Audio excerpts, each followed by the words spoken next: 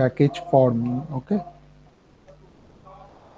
Now, as you already know that the two major types of package, that means the form of package, one is we call rigid and another one we call flexible.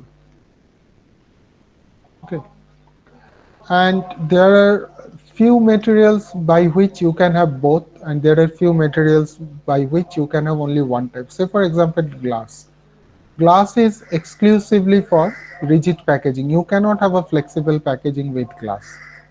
On the other hand, if you take plastics, now plastics can have both type. It can have rigid packaging, it can also have flexible packaging. Okay. Now say for example paper. Paper is majorly for flexible packaging. You cannot use for rigid packaging, paper or paper boards. Although there is a question, or there can be an argument that if we consider something like corrugated board, but corrugated board also, like if you think a bit deeply, you may find that they are not that rigid. Actually they are obviously having shapes, but they're not that rigid in the sense of, if you compare a glass bottle and a corrugated board packaging, you can obviously find that glass bottle is rigid in the sense it does not have any pores, any kind of joints or anything. But corrugated boards, if packages always have joints, they have pores, they can have holes, they can have gaps, and more importantly, they are collapsible. When these corrugated boards are manufactured and these corrugated boxes are manufactured, they are not in the shape in which they come to you. Say for example, you may find a corrugated box board of this shape. Okay, this is what we normally call carton. But when it is produced, that means when it is manufactured, it is not in this shape. Okay, it comes as a flat way, and you can form this shape by joining the different ends. So that is why this kind of packaging we also call, sometimes these are called collapsible packaging. That means you can collapse it to a flat form, and then according to your requirement you can again give the form to which you want. If you want a box, you can give it, or whatever shape is intended, you can give it. So from that point of view, we cannot say corrugated board is a rigid form of packaging. It is fundamentally a flexible packaging forming. Okay. So say for example metal. Now metal also is mostly for rigid packaging, but you can have metal foils also. Although you don't have much of options there, that is majorly aluminum foils which is used. But anyway, you can have a sense of flexible packaging using metal foils. So likewise, depending on the material, you have to find out that what kind of forming you are going to follow. Okay. Now we will start with flexible forming, and then we will cover the rigid forming. Now mostly these techniques are based on the plastic material. That means we will consider plastic as the packaging material to understand these techniques, because as I already told that plastics are most commonly used packaging material, and it supports both kind of forming, flexible and rigid. Okay. So we will start with plastic packaging and in the flexible form of it. Now, as you know, plastic is fundamentally a synthesized material. It's not a natural product, right? It is generally, you can manufacture it, and that is why you have abundant, supply of plastic. Hmm. There are so much. Means according to your requirement, you can manufacture it. And what comes into mind when the plastic packaging is considered, that it should be in the form of a film. Okay, it should be a film in terms of its formation. Otherwise, you cannot produce the uh, flexible packaging. For example, if you think of a shampoo sachet, okay, we buy that shampoo sachet, right? Now, you can understand that it is basically made out of plastic film. It is not a rigid formation, it is made out of film. Now, all the plastics cannot be made film out of it. There are few types of plastics from which you can make film. Okay, say for example, like we generally don't get a PP film. Okay, but most commonly we use LDPE film. Okay, that is the thin film that you get. So this means producing film from the plastic itself is the first and one of the most important process in film making, and this process is accomplished by a technique or a method, you can say, that is called extrusion. Extrusion. Extrusion means this particular process, what it does, it creates film out of plastic, and not only creating film, you can say that it is a process by which plastic is converted to its forming uh, form. That means a form by which you can form something. It may be film, it may be rigid container, but fundamentally what happens when you buy these plastics and all, they come in the granular form. Okay, they come in the solid form. But as you know that this solid form you cannot use for any kind of forming. Okay, you basically need a semi-solid kind of, or you can say a gel kind of, property. And this property is fundamentally called the rheology. Have you heard of this term, rheology? I think all of you have heard it, right? Rheology. Any idea what is meant by rheology?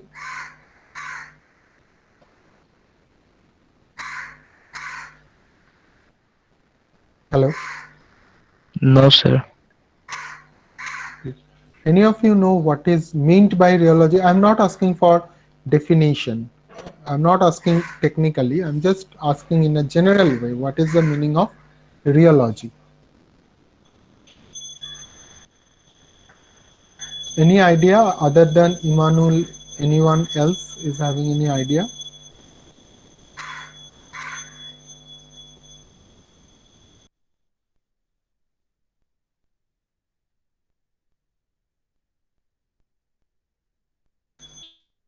Yeah, Nishant has told flow of liquid. Yeah, it is actually flow. It is the flow of liquid is the output, or the, you can say, this is the expression of this property. Okay, means you will see that, say for example, you take water.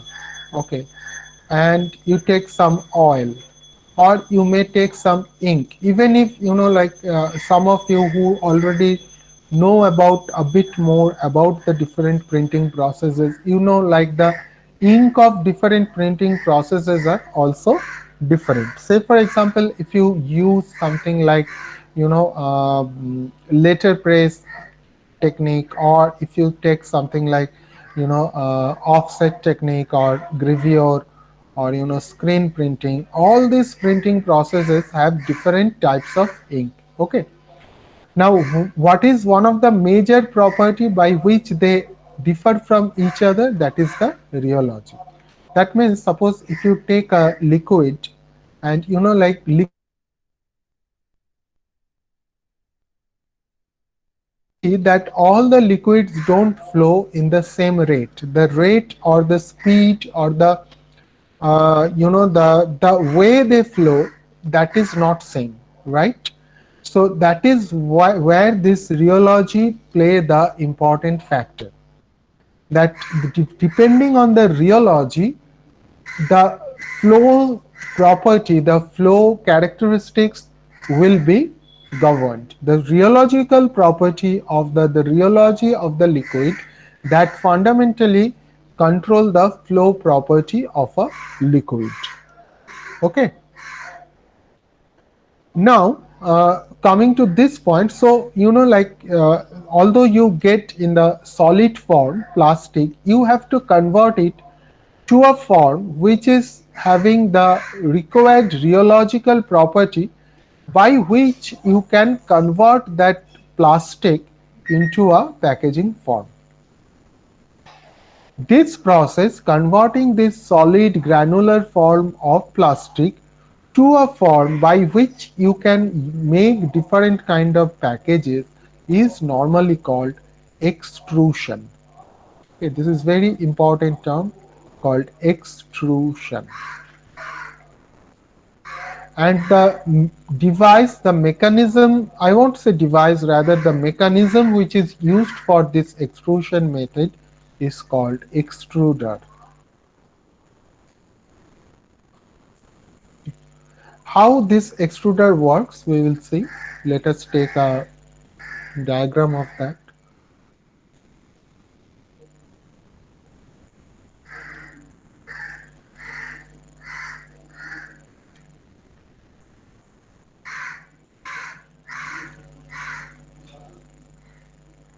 Okay. Is it visible to you? Yes, sir.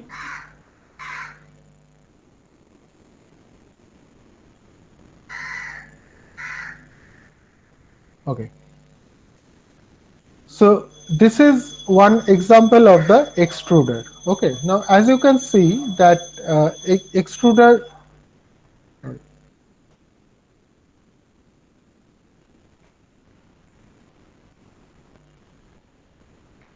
the process, what is there? There is a motor, and this motor is basically connected to a shaft, and you will see this shaft is not like this. Okay, rather it is having a short kind of, that's in the children comics Shinchan and all this kind of short kind of appearance it is having. There is a specific reason for it, we will come to that. And here you get the plastic granules. Okay, so this is the, you can say this is the inlay. Okay, but that means the way by which the plastic is subjected to this extruder arrangement. Okay, and these plastic granules are put over here, and then you have an external electrical heating element. So fundamentally extruder, what it does, it melts the plastic.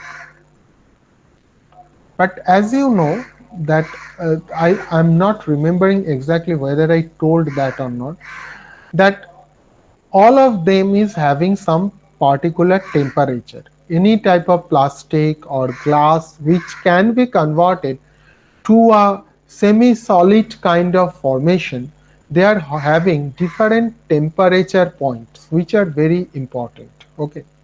First of all, there is one temperature at which it melts. Okay. And then another temperature is very important in this respect. This is called TG. TG is called glass transition temperature. In short, this is also sometimes called glassification temperature. That means in this temperature, this type of materials like plastics or glass, they can be converted to a form which is in between the solid and liquid. It is not entirely free flowing, nor it is totally like solid kind of fixed shape and all these things. Okay, so this TG is a very pivotal temperature for any kind of materials which is having this kind of plastic properties. Okay, so here also this temperature is controlled to this glassification or glass transition temperature, because if the temperature is much higher than TG, then what will happen? Then your plastic will almost become a liquid plastic. And with this liquid one, you cannot actually form the film. that you will understand why we cannot form, you will understand afterwards, but we cannot do it. At the same point of time, if it is much lower than Tg, then again it will be very close to the solid state, and for that reason you also cannot make anything out of it. So this is the temperature which provides the required malleability of the plastic, which can be used for plastic film making or any other kind of package formation. So this extruder, you will see throughout our journey to understand the rigid or flexible packaging formation, we will repeatedly tell this extrusion and extruder arrangement. Because if you have any problem over here and your this TG is not well maintained, then what will happen? You won't get the required rheology for the rest of the package forming process. As I already told, that rheology is very important. Like many of the times you will see, although we use refilled ink in our desktop printers, like we use the syringe and all these things to put some ink, especially in case of inkjet printers. But that is generally not recommended. It is not recommended. One is obviously the business reason, that if you don't buy the branded toner cartridge, then obviously their business is going to suffer. Another thing is, many of the times the rheology of this refilled ink is not as required by the original printer dynamics, how it is designed, because every roller inside a printer, whether it is a desktop printer or it is a conventional printer or it is a whatever kind of printer, because any type of printer will always have this kind of roller arrangement, right?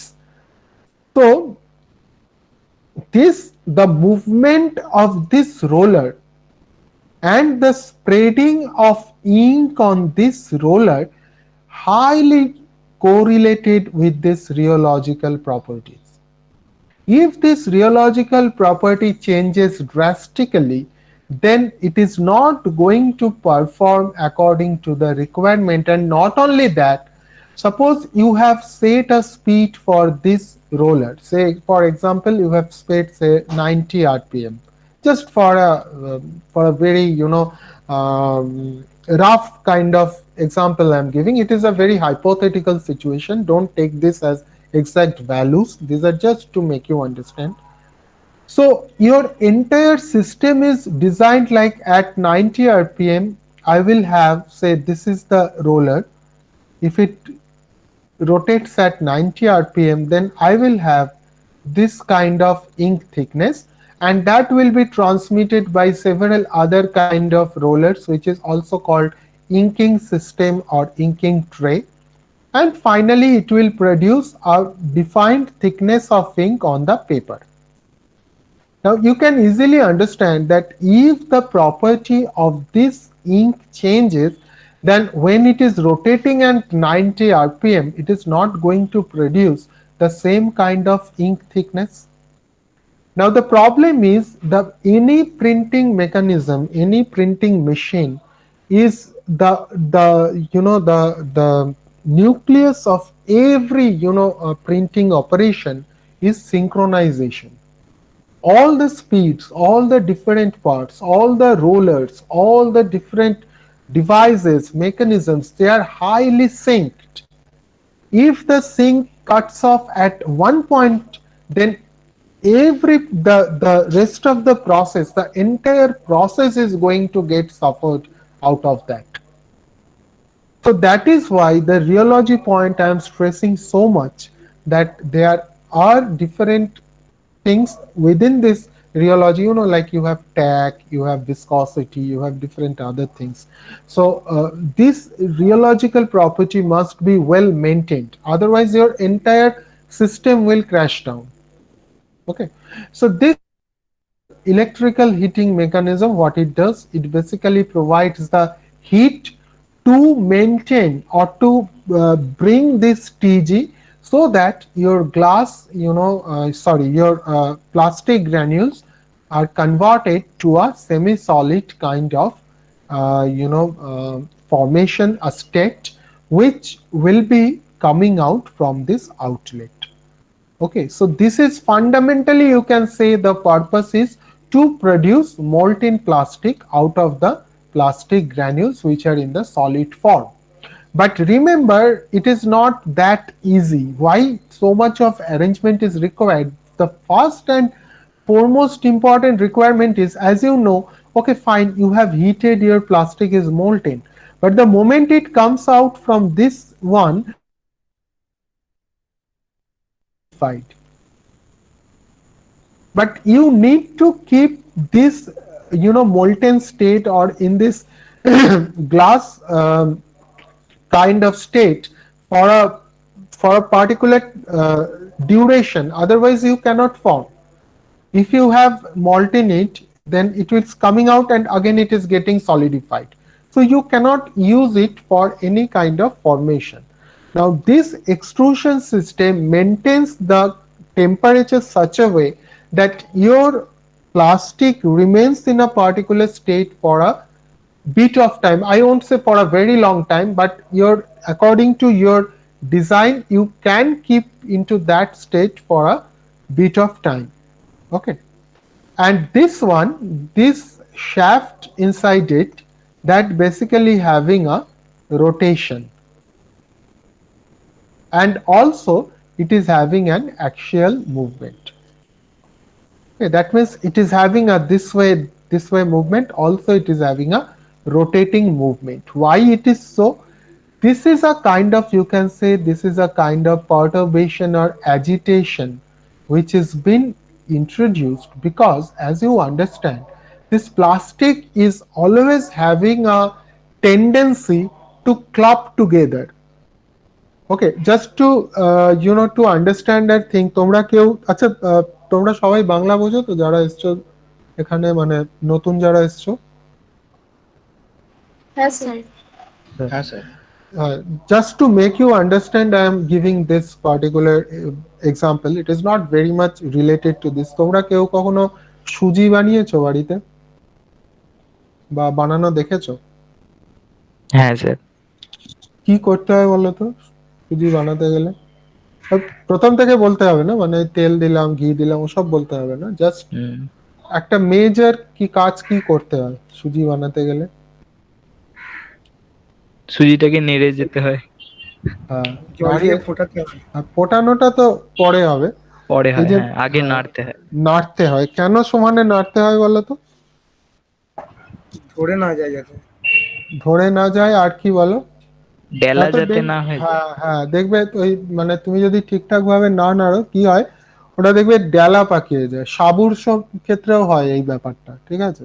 হ্যাঁ sir. তো হ্যাঁ, প্লাস্টিকেরও এই গন্ডগোলটা হওয়ার একটা বিশাল chance থাকে, যে if you continuously জিনিসটাকে যদি তুমি অ্যাজিটেশন না করো, they will always have a tendency that they will agglomerate. Okay, মানে ওরা একসঙ্গে লেগে গিয়ে একটা বড় দলার মতো জিনিস করে দেবে।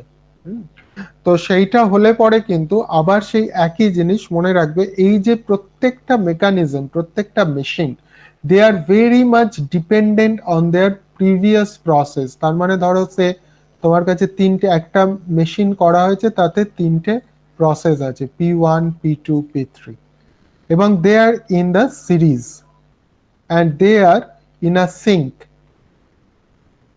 And the meaning of sync is, if you have a problem in P1, obviously you are not going to get the proper output at P2 and not in P3, and final output also will have a problematic output, or maybe your entire machine may break down because you have set a speed, you have set a movement for this shaft depending on a particular property of the plastic granules. But if it changes, obviously it is not going to work in that way. So that is why this kind of agitation is introduced by this shaft. So this is how an extruder works. This is an overall idea about extruder and the importance of the extruder. If you have any doubt till now, please do let me know. Then I am going to the next part.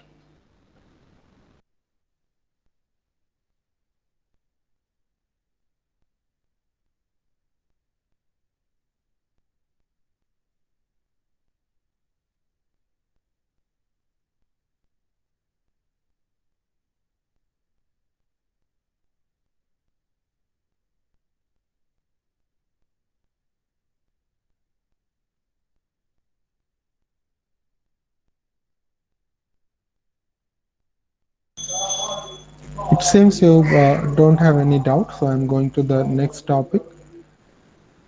So once this has been extruded, next we are going to produce the film. Now films can be of generally of two types. One is called the cast film and one is called the blown film. Okay, so one is called the cast film and sorry,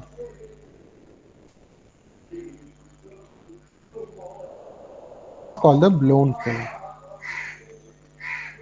Cast film is generally having a single layer. Okay, and this is how the cast film is produced.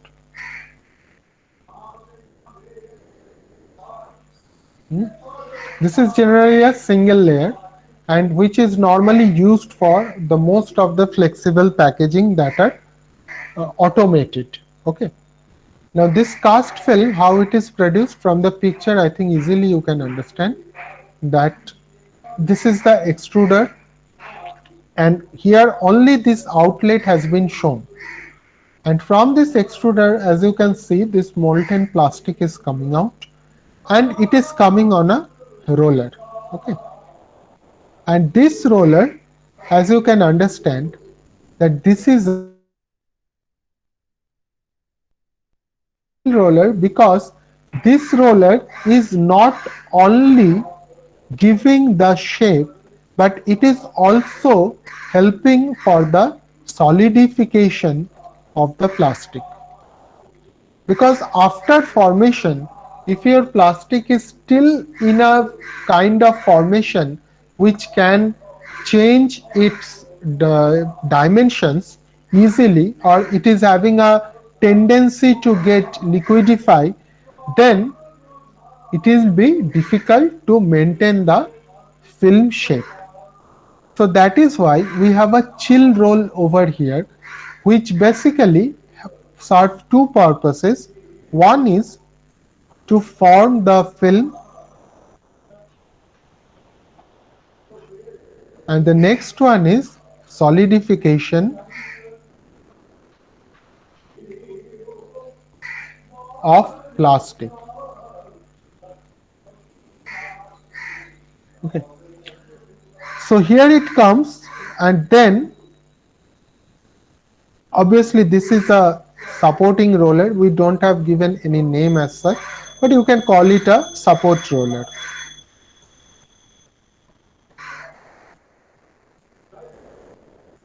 And after that it goes there, you know, like this is how the film is coming out and you have a slitting and reeling purpose, and generally this cast film you get in terms of a reel.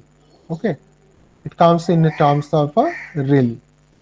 ওকে, তোমরা দেখবে অনেক সময় দোকানে দেখবে ওপরে এরকম ঝোলানো থাকে একটা এতে, ঠিক আছে, এবং সেটার থেকে টেনে টেনে বানানো হয়, বা even in the machines, the packaging machines also, they've been loaded in terms of the film reel.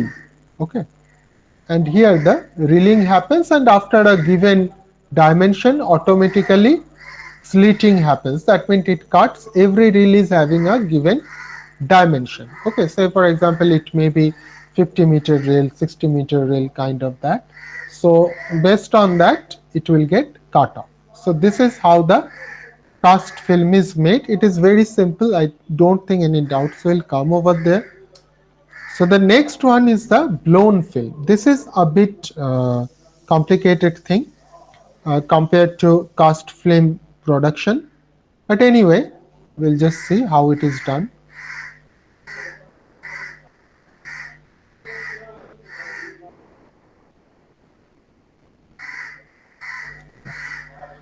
So this is how the blown film is made, and blown films are double layered.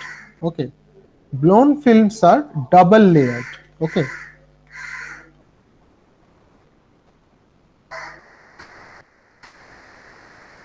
Okay, and you will see the example many of the times in some of the shop. If you go, if you ধরো তুমি কিনতে গেলে দাদা 100 ডাল দিন 100 পোস্ত দিন, তখন দেখবে একটা এক রকমের প্লাস্টিক ওরা নেয়, ফু দিয়ে ফোলায়, তার মধ্যে দেয় জিনিসটা, ঠোঙার বদলে আজকাল এই জিনিসটা ইউজ হয়, তাই তো? So that is an example of blown film.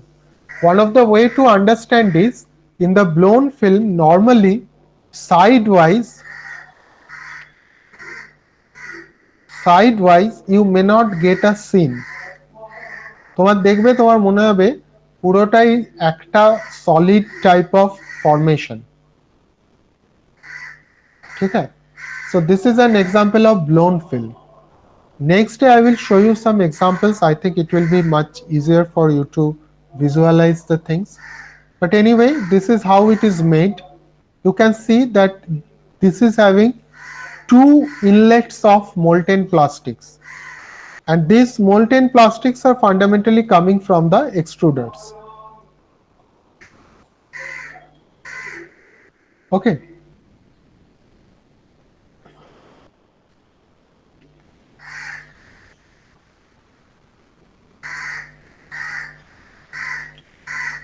Okay, and this is one inlet of molten plastic, this is another one, and it is going like this. Now if you just consider that how we blow a balloon, it is the same way. Okay, it is the same way. Okay, so the way we blow the balloons, it is the same way, that if you put air in between this, then what is going to happen? They are going to inflate. Okay, and accordingly it is, you can see the same thing is happening over there, and it is going to stretch to the direction as that has been guided. For example, I can give you another one. Say for example, you have two walls like this, and you have water over there. So if you just give very big air pressure on this water, which way water will go? Water will go this way, and following the gap between these two. So what is the shape of the gap? The water will also have the shape of that. The same principle is here also, that if you put air in between, then they will always try to get away from each other, and they will always expand to go, because they don't have any other place to go, and the direction of the airflow is upward. They will also stretch in this direction. Okay. So this is the plastic film bubble or tube. Okay, and after this tube, what is going to happen?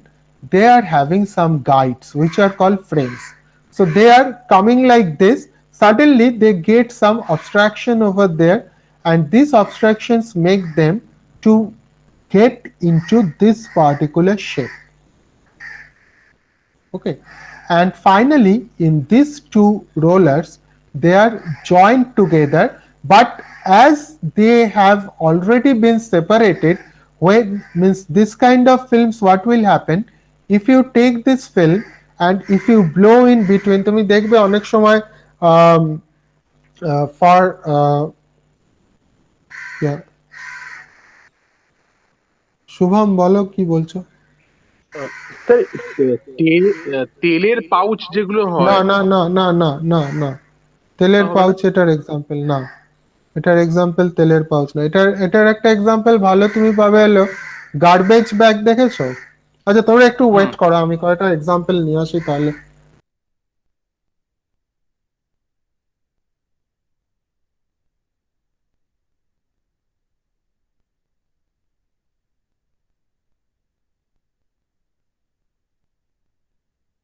Just wait for a few minutes, then I'm showing you. In the meantime, you just I think we must finish it up. Then I will show you a few examples. I think you can understand. So then it goes and it joins together, and finally, like this is the same process, slitting and rilling process, and this is how the blown film is made. Now just wait for a few minutes. I'm just going to bring few examples as I don't have with me right now. Give me just 2 minutes. I'm bringing it.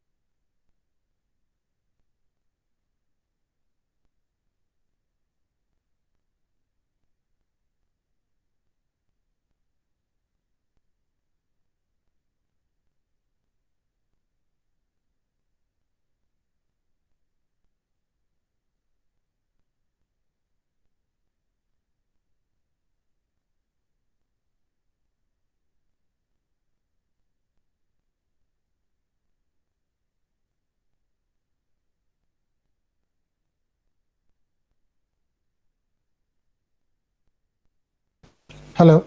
Yeah. Just let me stop the presentation. Can you see me? Okay. Hello.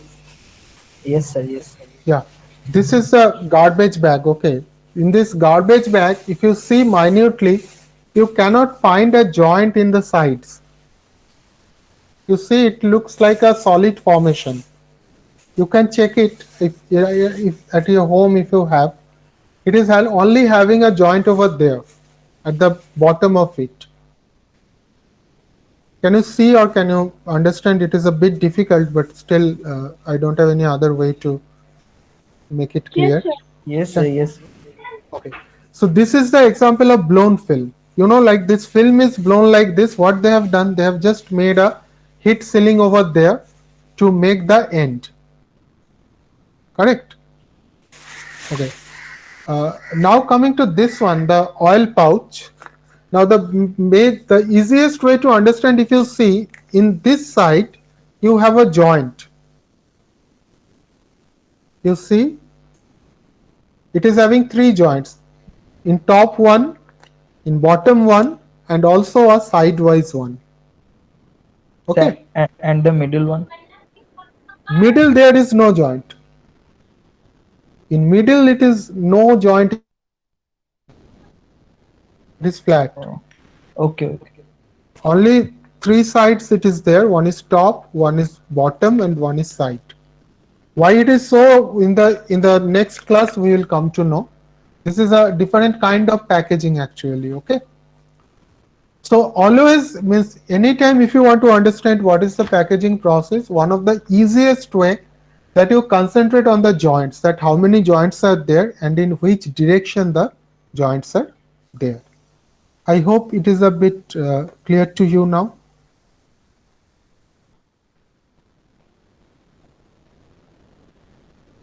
Okay. Yes, sir. Okay. So that's all for the day. We are not going anymore for the day today. And